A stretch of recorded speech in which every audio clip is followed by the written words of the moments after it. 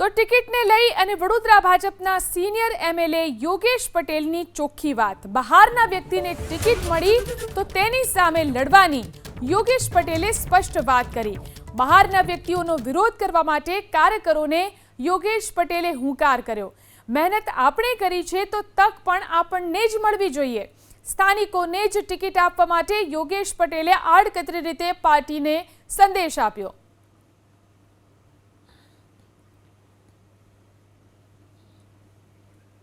मैं एना बायोडेटा भी ना लीधो भाई तारा विस्तार में लड़ना एवं है हमारा बहु कार्यकर्ता होते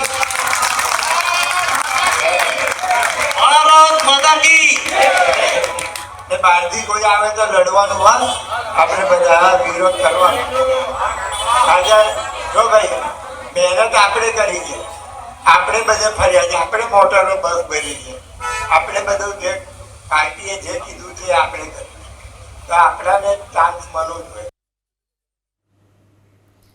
તો ટિકિટને લઈને વડોદરા ભાજપના સિનિયર એમએલએ યોગેશ પટેલે આ ચોખ્ખી વાત કરી છે।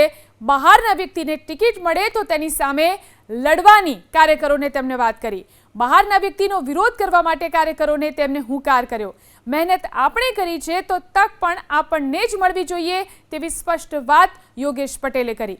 સ્થાનિકોને જ ટિકિટ આપવા માટે યોગેશ પટેલે આડકતરી રીતે પાર્ટીને સંદેશ આપી દીધો છે। તો જે રીતે સ્થાનિક સ્વરાજ્યની ચૂંટણીને લઈ અને પ્રચાર શરૂ થઈ ચૂક્યો છે ત્યારે વડોદરા ભાજપના સિનિયર એમએલએ યોગેશ પટેલ અને તેમને કાર્યકરોને આ ચોખ્ખી વાત કરી છે। બહારની વ્યક્તિને જો ટિકિટ મળે તો તેની સામે લડવાની યોગેશ પટેલે સ્પષ્ટ વાત કરી। કાર્યકરોને તેઓ સંબોધન કરી રહ્યા હતા ત્યારે તેમને સ્પષ્ટ કહ્યું કે બહારના વ્યક્તિનો વિરોધ કરવામાં આવશે। મહેનત આપણે કરી છે તો તક પણ આપણને જ મળવી જોઈએ। કાર્યકરોને તેમણે આ સ્પષ્ટ વાત કરી। સ્થાનિકોને જ ટિકિટ આપવામાં આવે। યોગેશ પટેલે આડકતરી રીતે આ જાહેર મંચ ઉપરથી પાર્ટીને પણ સંદેશ આપી દીધો છે કે સ્થાનિક વ્યક્તિને જ ટિકિટ મળવી જોઈએ।